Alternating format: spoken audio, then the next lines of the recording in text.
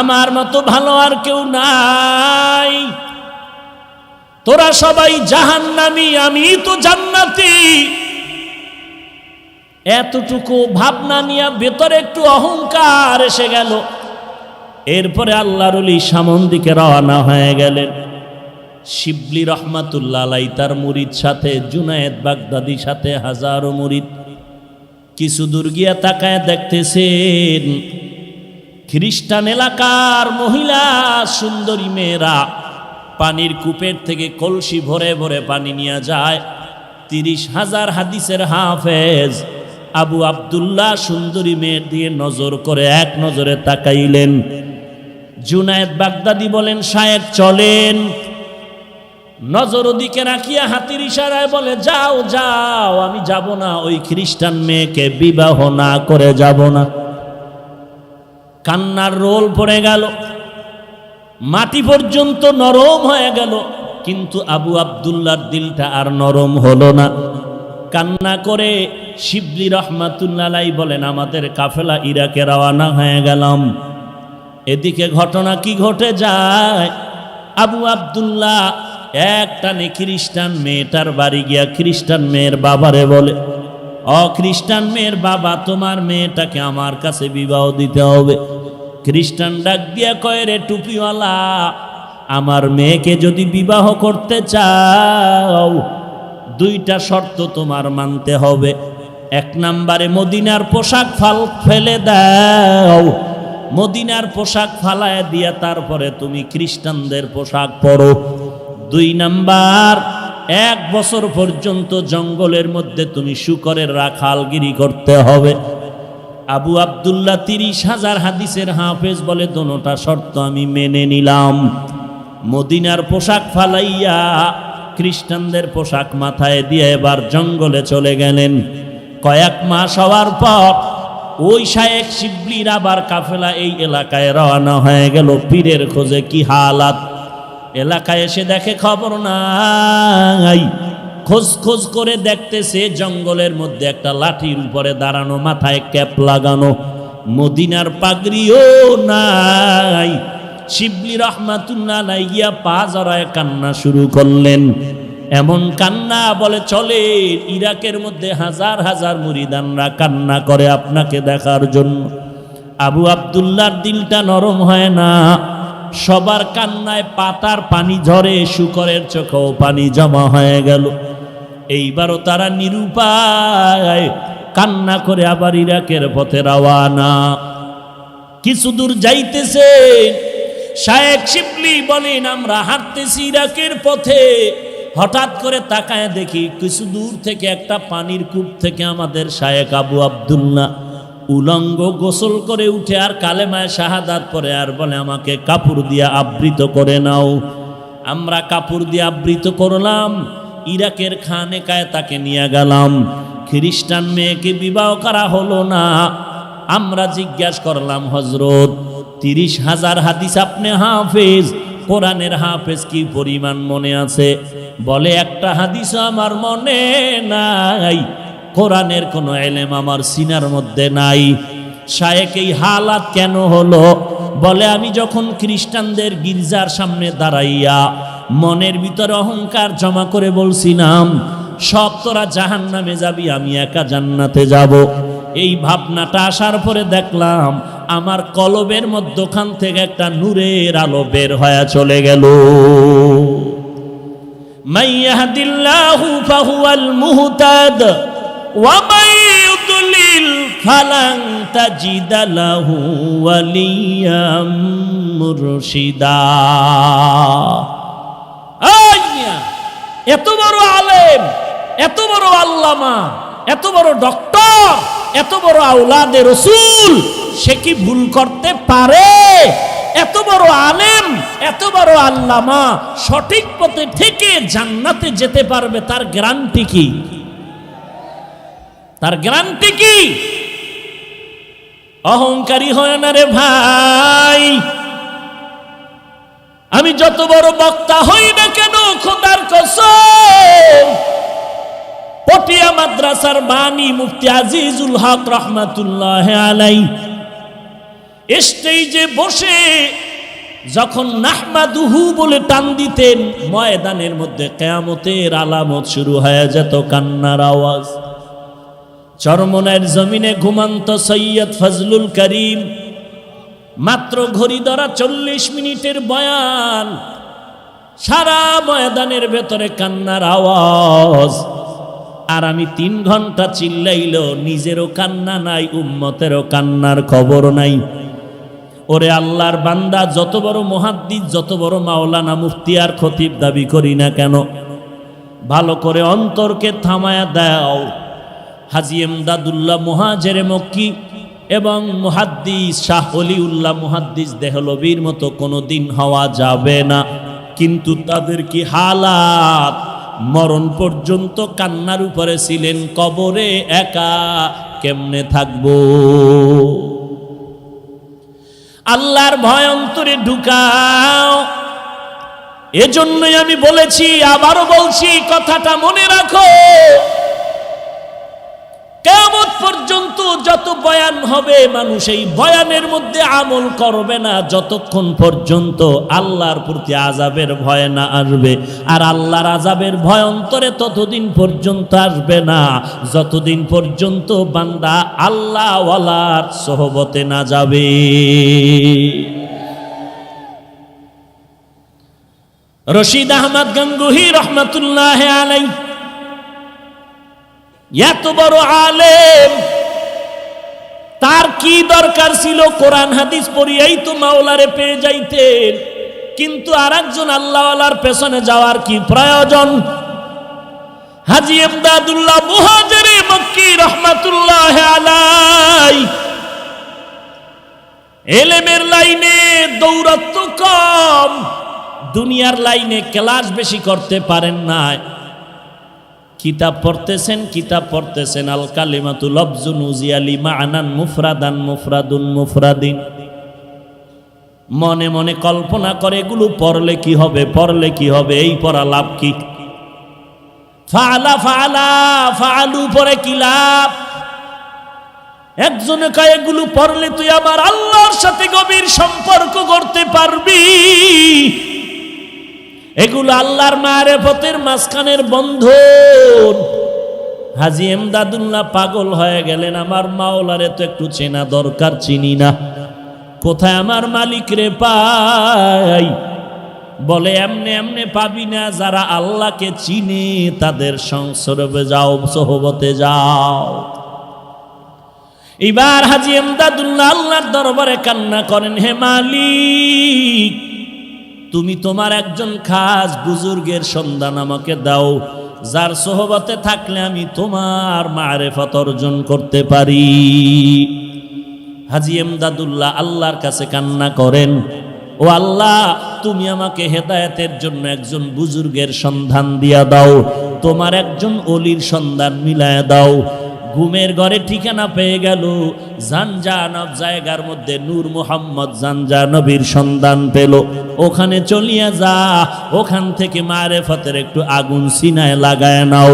যদি সিনায় লাগাইতে পারো, মারিফতের আগুন যদি জ্বলিয়া যায়, জিন্দেগি তোমার কামিয়াবির দরওয়াজায় চলে যাবে। হাজী এমদাদুল্লাহ আল্লাহর পরিচয় নেওয়ার জন্য জানজানব দৌড়াইতেছেন, আল্লাহর মোলাকাতের জন্য। আল্লাহর ওলির কাছে যায়, খুঁজতে খুঁজতে গিয়া দেখে জংলার কিনারে একটা মক্তব, ছোট একটা ঘরের মধ্যে ওই আল্লাহর বান্দা ছোট ছোট ছাত্রদেরকে আলিফ বা তা শিখাইতেছে। দেখা মাত্র হাজী এমদাদুল্লাহ ঢুকে দিলেন সালাম। নূর মুহাম্মদ জানজানবী ডেকে বলেন, ইমদাদ, এত আগে তুই কইছিলি, আগে কেন আসো নাই? তাড়াতাড়ি কেন আসো নাই রে ইমদাদ? আউলিয়ারা কারে উকবা এখতিয়ার, জাহেলারা কারে দুনিয়া এখতিয়ার। মাইলে মোমেন সোয়ে মোমেন মিশাওয়াত, মাইলে কাফির সোয়ে কাফের মিশাওয়াত। ভাইরা আমার, হাজী এমদাদুল্লাহ ওখানে বসলেন, কিন্তু মনে মনে একটি প্রশ্ন, আমি আল্লাহর কাছে দোয়া করলাম, আল্লাহ বড় বুজুর্গের সন্ধান দাও, কিন্তু যে পাইলাম মক্তবের হুজুর, চাইলাম বড় হুজুর, পাইলাম মক্তবের হুজুর। নূর মোহাম্মদ জানজানাবি ডেকে বলেন, রে এমদাদ, মনে মনে কি চিন্তা করো, নবীর হাদিস কি শোনো নাই? খায়রুকুম মান তাআল্লামাল কুরআন ওয়া আল্লামা।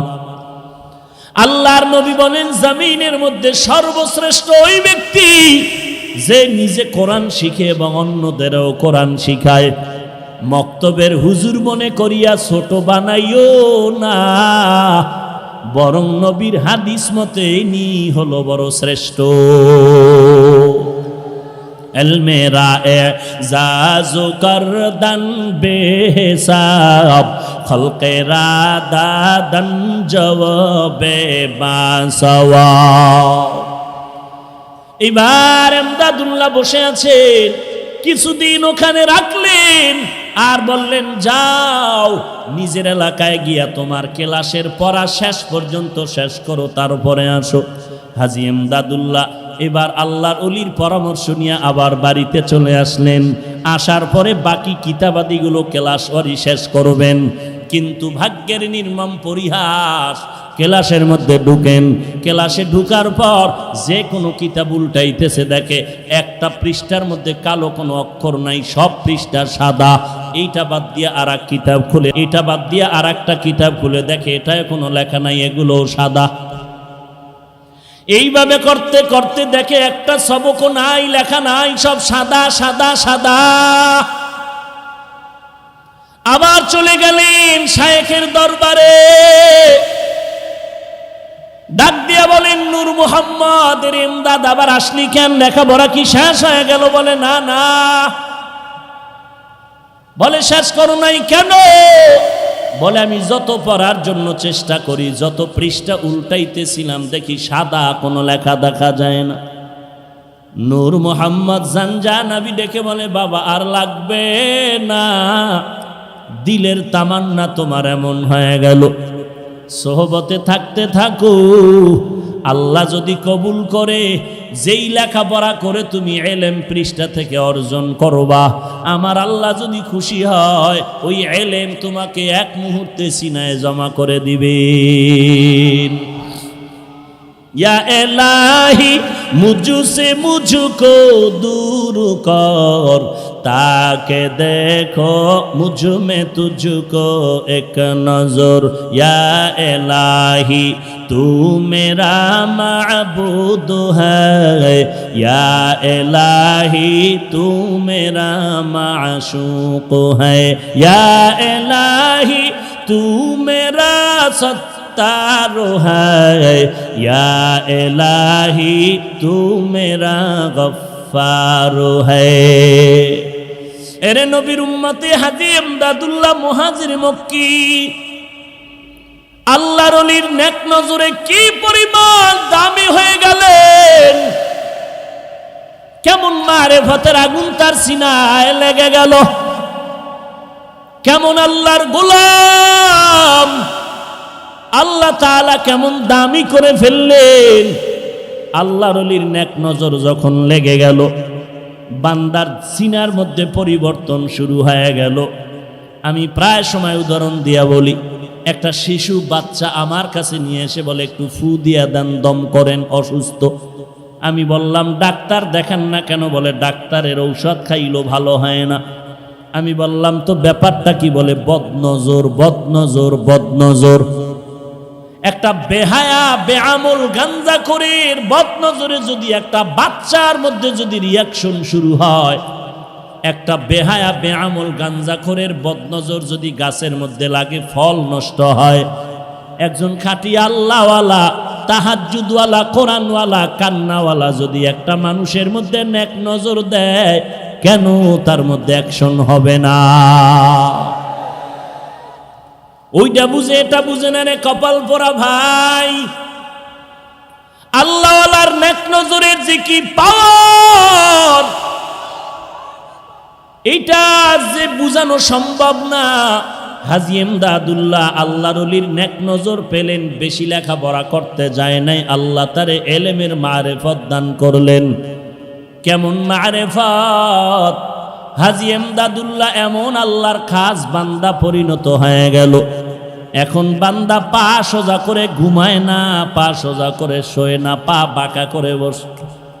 রশিদ আহমদ গঙ্গুহি রহমতুল্লাহ আলাই প্রশ্ন করলেন, শাইখ পা দুটো সোজা করে কেন ঘুমান না? বলে, ওরে রশিদ, এমন প্রশ্ন তুমি আমাকে করে ফেলেছ, কারো কাছে বলবা না। আমি আমার মাওলার বড় আশিক। আমি পাওটা খোলার জন্য যেদিকেই পা বাড়াই, ডানে বলো বামে বলো সামনে পেছনে, আমি এমদাদুল্লাহ সেদিকে আমার মাওলার নূরের তাজাল্লি দেখতে পাই। আমি আল্লাহ তাআলার নূরের তাজাল্লি দেখতে পাই। এই বয়ানটা করা সহজ, বুঝানো সম্ভব না, বুঝাও বড় সম্ভব না।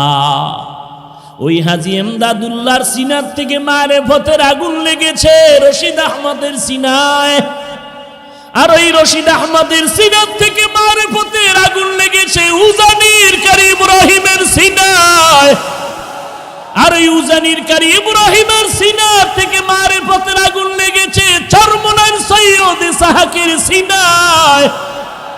এরে নবীর উম্মতের দল, কাসেম নানতবীর সিনায় মারেফতের আগুন লেগেছে।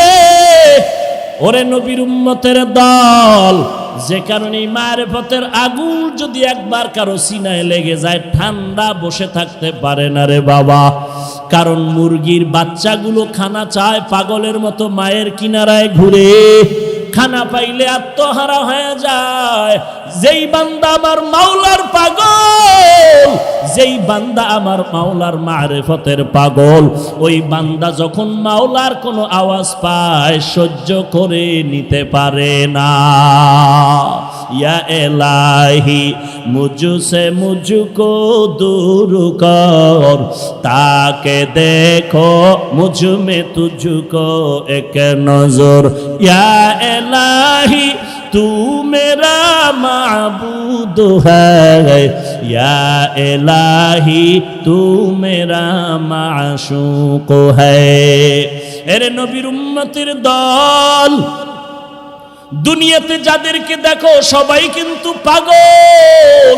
দাবি করি আমি বড় বুদ্ধিজীবী। আল্লাহর ওলি শামসুল হক ফরিদপুরি রহমাতুল্লাহ আলাই বলেন, দুনিয়ার সবাই পাগলের দল। কেউ টাকার পাগল, কেউ ক্ষমতার পাগল, কেউ বাড়ির পাগল, কেউ গাড়ির পাগল, কেউ নারীর পাগল। যে যেই জিনিসের পাগল ওই জিনিসের জিকির করে হাঁটতে চলতে উঠতে বসতে। আর এই জমিনে আর এক দল পাগল দেখবা, এরা টাকার পাগল না, বাড়ির পাগল না, গাড়ির পাগল না। এই বান্দাগুলো পাগল হলো আমার আল্লাহ তাআলার পাগল। এই বান্দা টাকা চায় না, বাড়ি চায় না, গাড়ি চায় না, নারী চায় না। এই বান্দা সব সময় হাঁটতে চলতে উঠতে বসতে তালাশ করে আমার মালিক কোথায়, আমার আল্লাহকে পাওয়া যায়। ওরে টাকার পাগল সব থেকে ঘুরে আর টাকা খুঁজে। যেই বান্দা বাড়ির পাগল, কেমনে বাড়ি করবে সেই ধান্দায় খুঁজে। যেই বান্দা নারীর পাগল, হাঁটতে চলতে নারী খুঁজে। আর যারা আমার মাওলার পাগল, ওই বান্দা খানার মধ্যে বসিয়াও তালাশ করে আমার মালিক। ওই বান্দা ঘুমের মধ্যে গেল তালাশ করে আমার মালিক। ওই বান্দা বাজারে গেল তালাশ করে আমার মালিক। আমার মালিকের আমি কোথায় পাই? ও দয়ার মালিক। এই ক্যামেরা, এই সরা সরা, এই ক্যামেরা ঘুরা ঘুরা। এরে নবীর উম্মতের দল, আল্লাহ রাব্বুল আলামিনের পাগল হয়ে কবরে যাও। সবাই পাগল, সবাই পাগল। কেউ টাকার পাগল, বাড়ির পাগল, গাড়ির পাগল।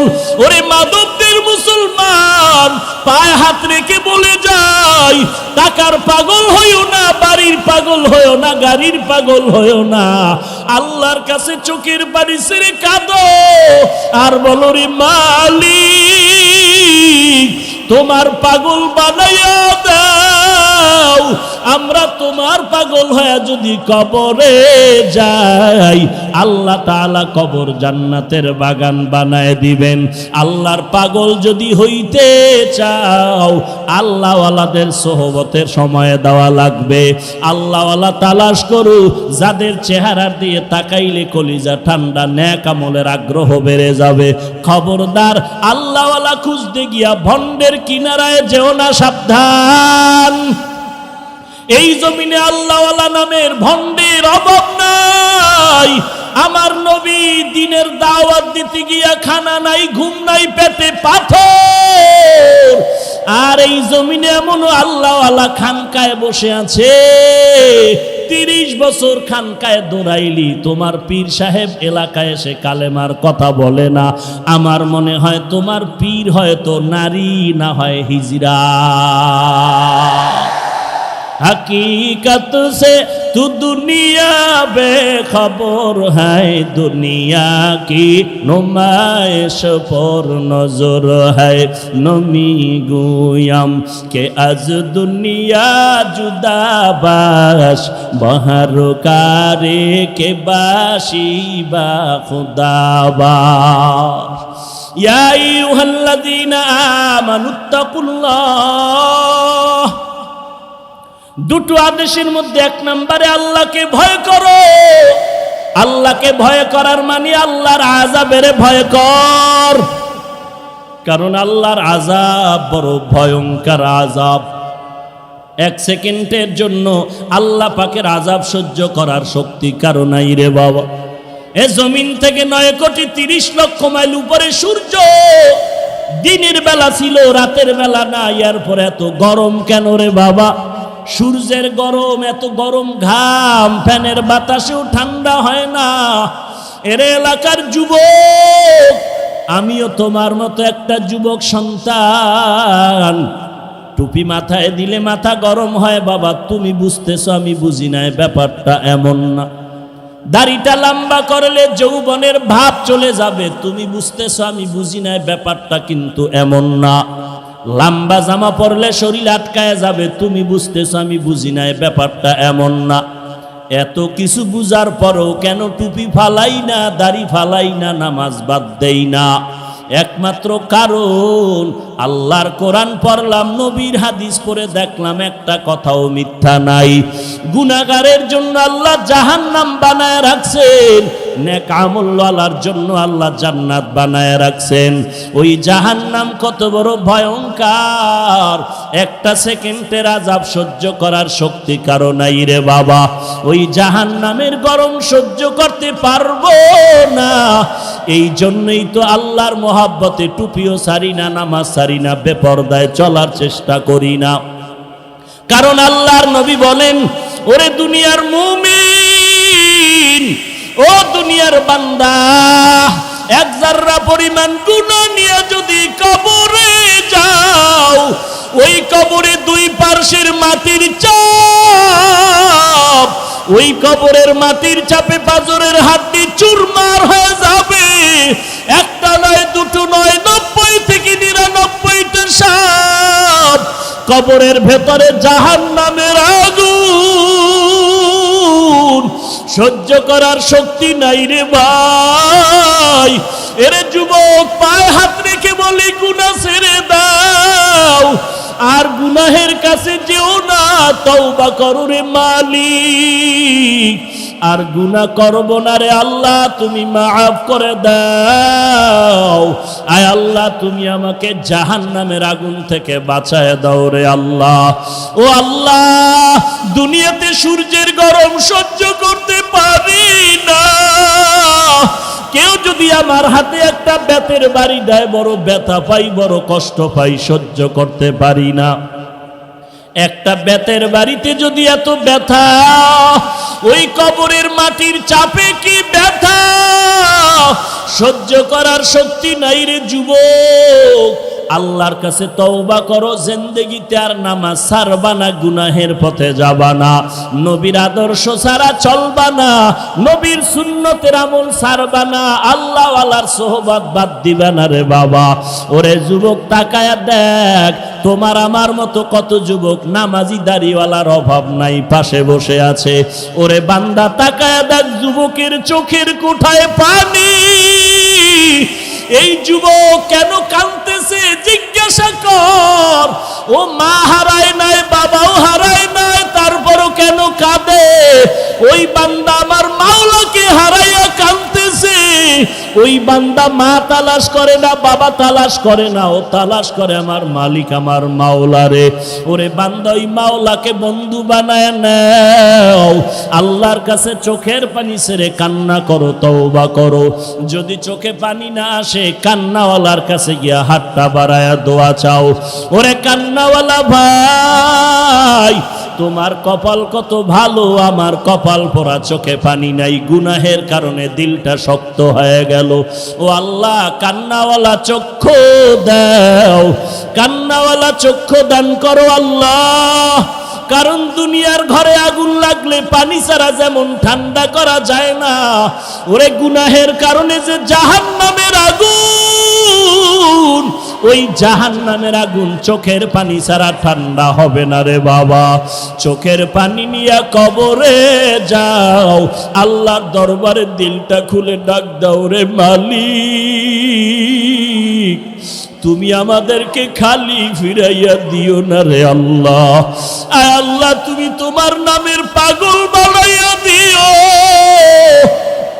তোমার আশিক হওয়ার তৌফিক দান করো আল্লাহ।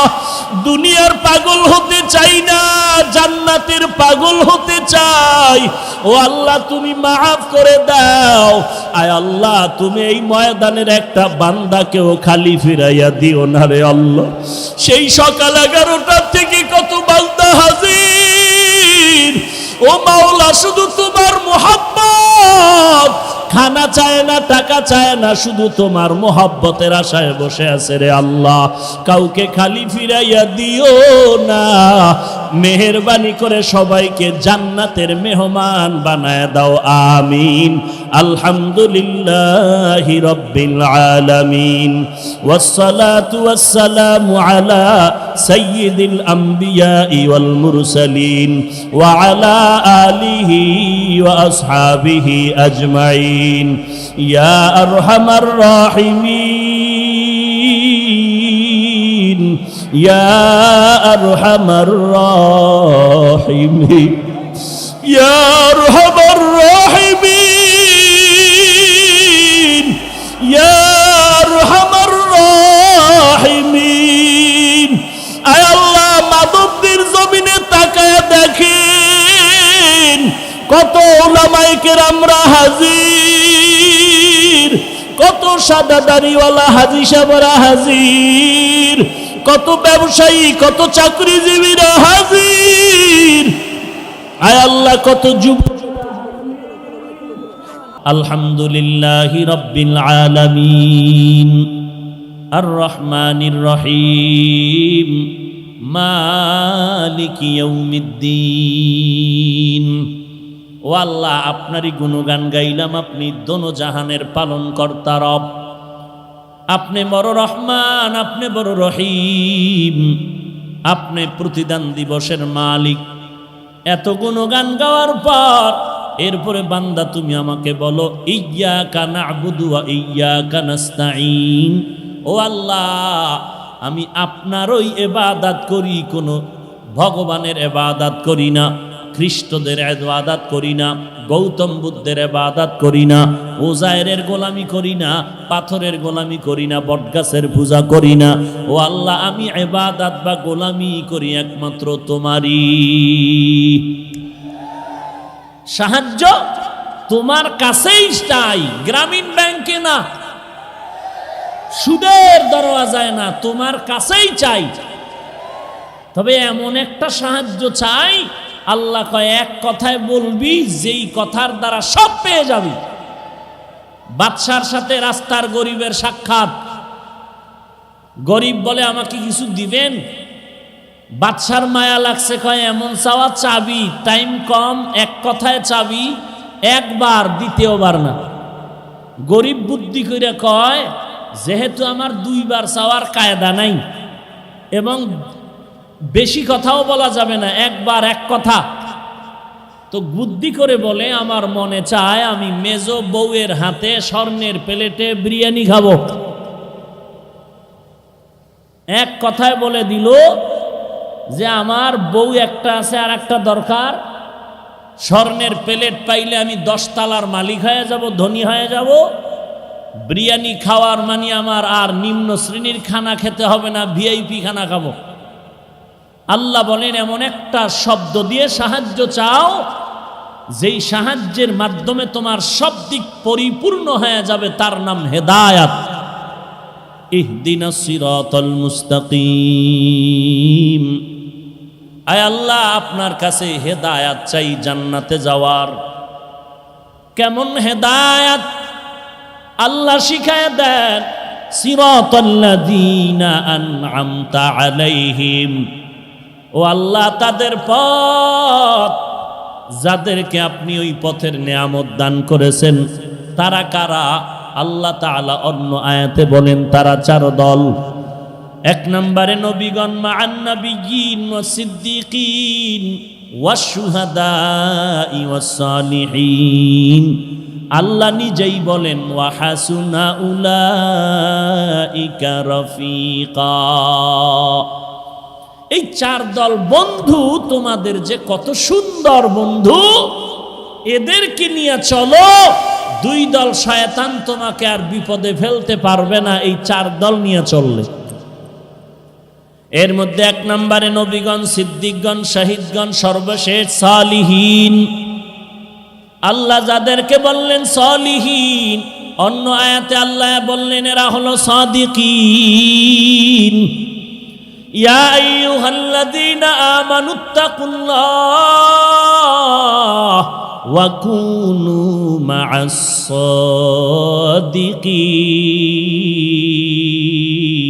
সাদিকিন। আল্লাহ তাআলা বলেন সাদিকিনদের সঙ্গী হয়ে যাও। আর আমি আল্লাহকে ভয় করো হে মুমিন। যাদেরকে আল্লাহ বললেন সালিহিন, এরা নেক আমলওয়ালা, সাদিকিন এরা সত্যবাদী। আল্লাহ অন্য আয়াতে বলেন এরা হলো আউলিয়া আল্লাহ, এরা আমার বন্ধু। কেমন বন্ধু? আমি আল্লাহ এদেরকে আশ্বাস বাণী দিলাম, লা খাউফুন আলাইহিম ওয়ালা হুম ইয়াহজানুন আল্লাযীনা আমানু ওয়া কানু ইয়াত্তাকুন। আউলিয়া বহুবচন, তার এক বচন ওলি। আল্লাহর ওলি মানে আল্লাহর বন্ধু, এরাই হলো উলামা। প্রত্যেকটার সাথে তাকওয়ার সূত্র লাগানো আছে। ইন্না আকরামাকুম ইনদাল্লাহি আতকাকুম। উলামা কে? যার মধ্যে আছে তাকওয়া। সাদিকিন কে? যার সাথে সংযুক্ত তাকওয়া। আউলিয়া আল্লাহ কারা? 1 নম্বরে তাদের ঈমানটা পরিশুদ্ধ, 2 নম্বরে তাদের মধ্যে আছে তাকওয়া। এদেরকে বন্ধু বানায় চলো। আলহামদুলিল্লাহ, সূরার থেকে আমরা শিক্ষা পাইলাম একা একা চলা যাবে না। জান্নাতের পথে চলতে হলে তোমরা 4 দল বন্ধুরে সঙ্গী বানায় চলো। সর্বশেষ যেই তোমাদের বন্ধু তারা হলো সাদিকিন, সালিহিন, উলামা। কিয়ামত পর্যন্ত নতুন করে নবুয়াত পানেওয়ালা নবী আসবে না, আবু বকর আসবে না, ওমর আসবে না, উসমান আলী আসবে না, কোনো সাহাবা আসবে না। কিয়ামত পর্যন্ত থাকবে একমাত্র উলামা। ওই উলামাদের সঙ্গী হয়ে থাক। ওই উলামা কারা? যাদের মধ্যে আল্লাহর ভয় বেশি থাকবে, গুনাহ করবে না। এদের মধ্যে থাকবে ইলমে নবুয়ত, এদের মধ্যে কোরআন হাদিসের ইলম। এদের অনুসরণে চলো রে গোলাম। এরা আল্লাহর ভয় নিয়ে চলবে। আমি জান্নাতে যেতে চাই, আমি আল্লাহর গোলামি করব, আর কারো গোলামি করব না। আমি নবীর তরিকা মতে চলবো, আর কারো তরিকা মতে আমি চলবো না। এটাই আমার ফাইনাল কথা। কিন্তু আল্লাহর গোলামি কেমনে করব? নবীর তরিকা মতো কেমনে চলবো? আমি কোরআন জানি না, হাদিস জানি না, সুন্নত চিনি না। একদল মানুষ মূর্খ, এখন তাদের কি উপায়? বলে এরা তাবলিগে যাও, তাবলিগে গিয়া নবীর সুন্নত শিখলো। চরমনাইওয়ালারা, উজানিওয়ালারা, দেওবন্দিওয়ালারা, কৌমিওয়ালারা মানুষের দাঁড়ে দাঁড়ে দাঁড়ে দাঁড়ে গিয়া সুন্নতের বয়ান করে। টুপি মাথায় দাও, নামাজ পড়ো, দস্তারখানে খানা খাও, সালাম দাও, 5 ওয়াক্ত নামাজ পড়ো, কাউকে গালাগালি করবা না, কারো হক নষ্ট করবা না। কিয়ামতের ময়দানে আল্লাহ যদি জিজ্ঞাসা করে, নবী যদি জিজ্ঞাসা করে, উম্মত কোরআন পড়তে জানো নাই, হাদিসও পড়তে জানো নাই, আমি নবীর তরিকা কেমনে পাইলি, আমার আল্লাহর গোলামি কেমনে শিখলি?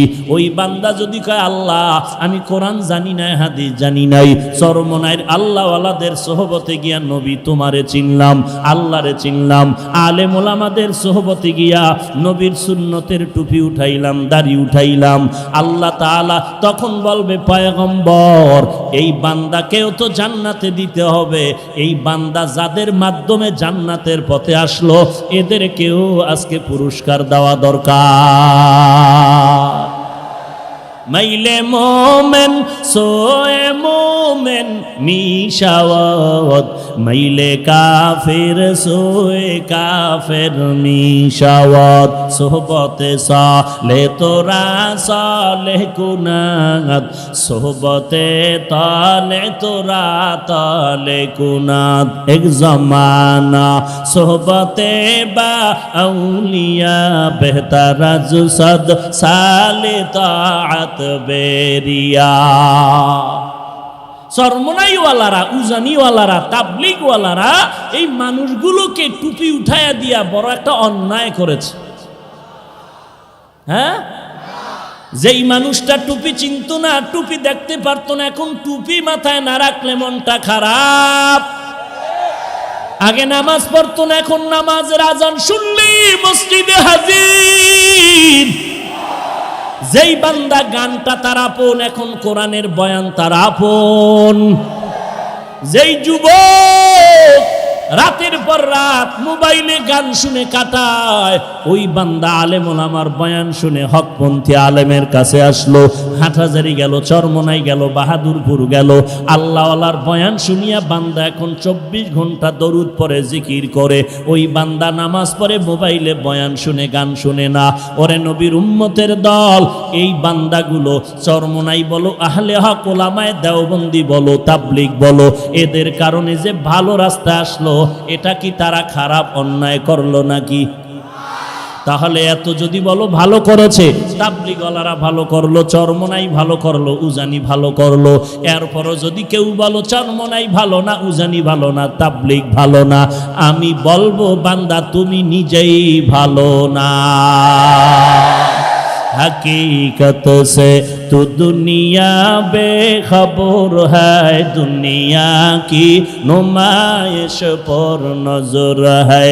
नमी गुयम के आज दुनिया जुदाबाश, बहर कारे के बाशी बा खुदाबाश।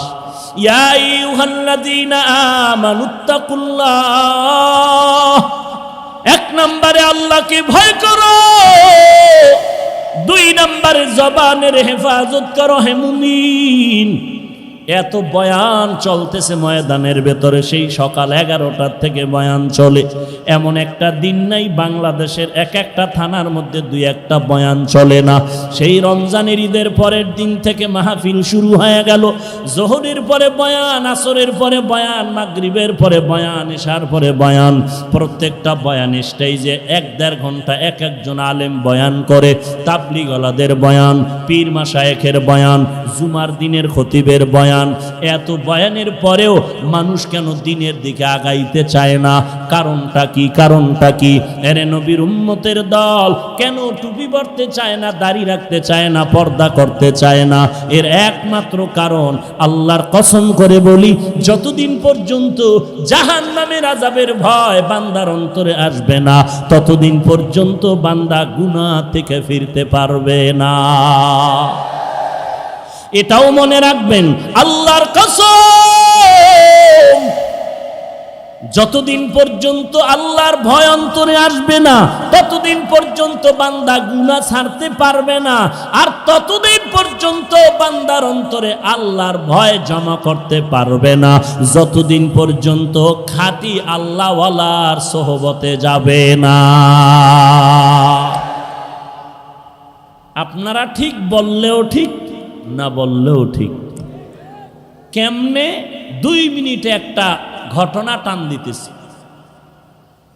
এত বড় আল্লামা, এত বড় ডাক্তার, এত বড় ডক্টর, সে কি ভুল করতে পারে? এই যে এক মাস্তানি ভাব, এই ভাবের পরিণাম ফল কত খারাপ। ইরাকের জমিনের ওলিয়ে কামেল শায়েখ আবু আব্দুল্লাহ আন্দলুসি রহমাতুল্লাহ আলাই, যিনি এত বড় একজন বুজুর্গ, শুধু দুনিয়ার লাইনে না, একদিকে যেমন কোরআনের হাফেজ, অপর দিকে তার হাদিসের সংখ্যা মুখস্থ 30,000। সুবহানাল্লাহ। না মুসলমানের আওয়াজ বাতিল ভণ্ডদের জন্য একটি আতঙ্ক।